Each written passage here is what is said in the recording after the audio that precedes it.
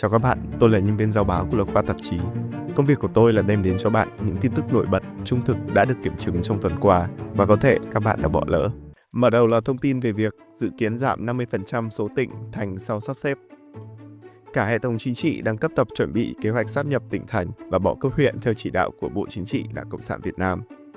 Ngày 12 tháng 3, Chính phủ ban hành quyết định số 571 thành lập Ban chỉ đạo thực hiện việc sắp xếp tổ chức lại các đơn vị hành chính các cấp. Ban chỉ đạo này do Phó Thủ tướng Thường trực Nguyễn Hòa Bình làm trưởng ban, cùng với sự tham gia của Bộ trưởng Bộ Nội vụ Phạm Thị Thanh Trà, Bộ trưởng Chủ nhiệm Văn phòng Chính phủ Trần Văn Sơn, cùng đại diện nhiều bộ, ngành và cơ quan cấp trung ương. Trong đó, Bộ Nội vụ đóng vai trò chủ yếu trong việc nghiên cứu đề án, xây dựng lộ trình sắp xếp và hướng dẫn các địa phương. Tại cuộc họp của Chính phủ vào ngày 11 tháng 3, Thủ tướng Phạm Minh Chính cho biết Việt Nam sẽ giảm khoảng 50% số tỉnh và 60-70% đơn vị hành chính cơ sở, tức cấp xã. Trước đó, vào ngày 5 tháng 3, báo chí đã đưa tin về cuộc họp của Ban Thường vụ Đảng ủy Chính phủ. Trong đó đăng tải hình ảnh Thủ tướng Phạm Minh Chính cầm một bản đồ lạ, thể hiện sự thay đổi ranh giới địa lý của 63 tỉnh thành. Ngay sau đó, tấm ảnh này đã được lan truyền, tuy nhiên các báo đã gỡ bỏ hoặc cắt lại ảnh để mất đi phần bản đồ.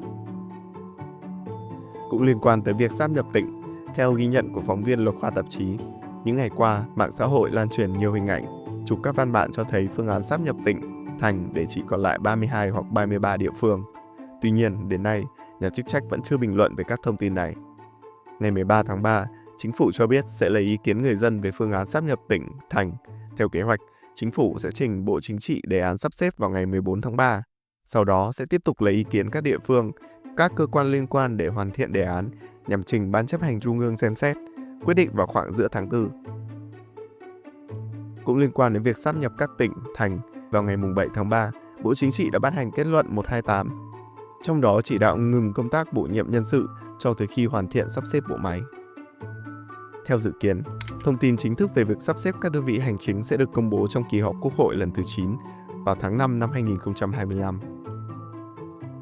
Hiện tại, nước ta có 63 tỉnh, thành phố với dân số hơn 100 triệu dân. Kể từ năm 1975 đến năm 2008, nước ta đã diễn ra nhiều đợt sáp nhập và chia tách tỉnh, thành phố. Đến năm 2008, sau khi sáp nhập tỉnh Hà Tây và một số đơn vị hành chính khác vào Hà Nội, cả nước ổn định với 63 tỉnh, thành phố cho đến nay.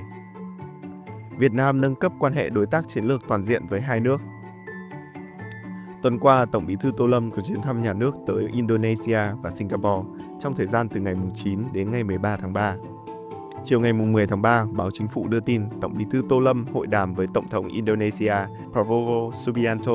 Hai bên nhất trí nâng cấp quan hệ song phương của hai nước lên đối tác chiến lược toàn diện. Chuyến thăm này của Tổng Bí thư Tô Lâm nhân kỷ niệm 70 năm thiết lập quan hệ ngoại giao của hai nước từ năm 1955 đến năm 2025. Đáng chú ý, Việt Nam cũng trở thành đối tác chiến lược toàn diện đầu tiên của Indonesia trong khối ASEAN.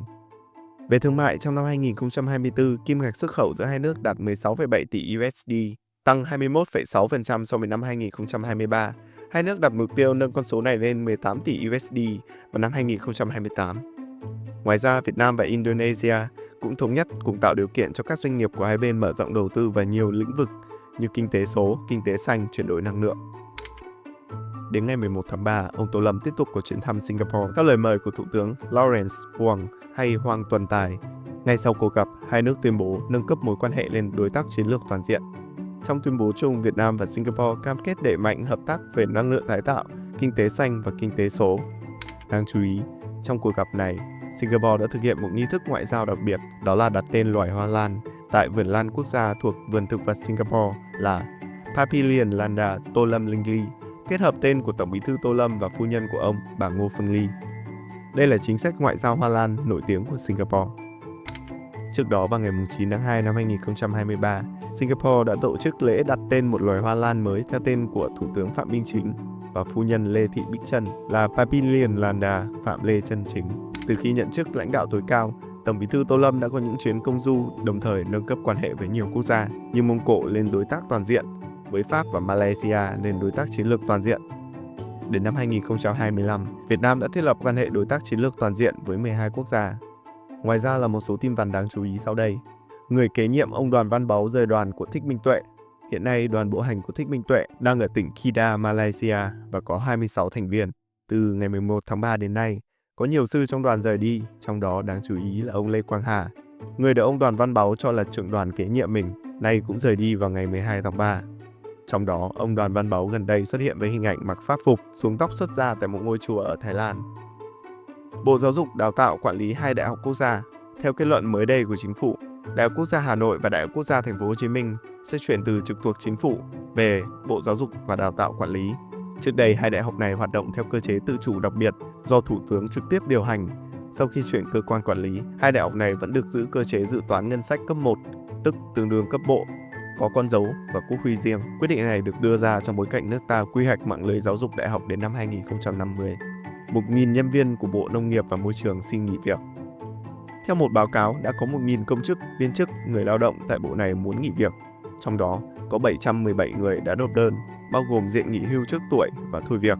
283 người khác có nguyện vọng nghỉ nếu được hỗ trợ tiền. Bộ Nông nghiệp và Môi trường được thành lập trên cơ sở hợp nhất Bộ Nông nghiệp và Phát triển Nông thôn với Bộ Tài nguyên và Môi trường. Đề xuất tăng thời gian nghỉ thai sản từ 6 lên 7 tháng cho lao động nữ sinh con thứ hai. Đề xuất này của Bộ Y tế nhằm khuyến khích sinh con thứ hai trong bối cảnh mức sinh giảm. Trong năm 2024, tổng tỷ suất sinh của nước ta là 1,91 con trên một phụ nữ, mức thấp nhất trong lịch sử. Đề xuất cũng bao gồm hỗ trợ tiền thuê, mua nhà ở xã hội cho phụ nữ ở các khu công nghiệp sinh đủ 2 con. Thành phố Hồ Chí Minh sẽ dùng ngân sách nhà nước để xây tuyến Metro 2. Ban Nội vụ Thành ủy Thành phố Hồ Chí Minh thống nhất chuyển đổi nguồn vốn đầu tư tuyến Metro 2 từ vốn vay ODA sang vốn đầu tư công với tổng mức đầu tư khoảng 47.890 tỷ đồng. Dự án dài khoảng 11 km, đi qua 6 quận trung tâm. Ban đầu, dự án dự kiến sử dụng nguồn vay ưu đãi do nhiều khoản vay hết hiệu lực, nên thành phố đã quyết định dùng ngân sách nhà nước để đẩy nhanh tiến độ. Metro 2 dự kiến khởi công vào tháng 12 năm 2025 và sẽ hoàn thành vào năm 2030. Việt Nam triển khai sàn giao dịch carbon từ năm 2029. Theo quyết định 232 của Chính phủ, Việt Nam sẽ thí điểm sàn giao dịch carbon từ tháng 6 năm 2025 đến hết năm 2027, trước khi đưa sàn giao dịch chính thức vào hoạt động từ năm 2029. Đây là bước quan trọng trong lộ trình giảm phát khí thải nhà kính, hướng đến mục tiêu Net Zero vào năm 2050 mà Việt Nam đã cam kết. Miễn thị thực công dân cho 12 nước đến năm 2028. Ngày 7 tháng 3, Chính phủ đã ban hành quyết định miễn thị thực cho công dân 12 quốc gia, bao gồm Đức, Pháp, Ý, Tây Ban Nha, Anh, Nga, Nhật Bản, Hàn Quốc, Đan Mạch, Thụy Điển, Na Uy và Phần Lan. Chính sách có hiệu lực từ ngày 15 tháng 3 năm 2025 đến ngày 14 tháng 3 năm 2028, cho phép tạm trú tối đa 45 ngày. Đây là một phần trong chiến lược thúc đẩy du lịch hướng tới mục tiêu thu hút 22 đến 23 triệu lượt khách quốc tế vào năm 2025. Đó là tất cả những thông tin đáng chú ý mà tuần tin của Luật Khoa Tạp chí đem đến cho bạn ở số thứ 5 này. Cảm ơn và hẹn gặp lại các bạn. Chúc các bạn cuối tuần an lành. Nếu như bạn ủng hộ con đường làm báo độc lập của Luật Khoa, hãy đăng ký theo dõi kênh YouTube của Luật Khoa. Và bạn cũng có thể ủng hộ chúng tôi thông qua các công cụ Membership và Donate Now của YouTube. Trên website Luật Khoa Tạp chí, tức là luatkhoi.com, bạn có thể đăng ký trở thành độc giả trả phí của Luật Khoa với 2 gói cước, $2 một tháng và $5 một tháng. Cảm ơn các bạn đã đồng hành cùng chúng tôi.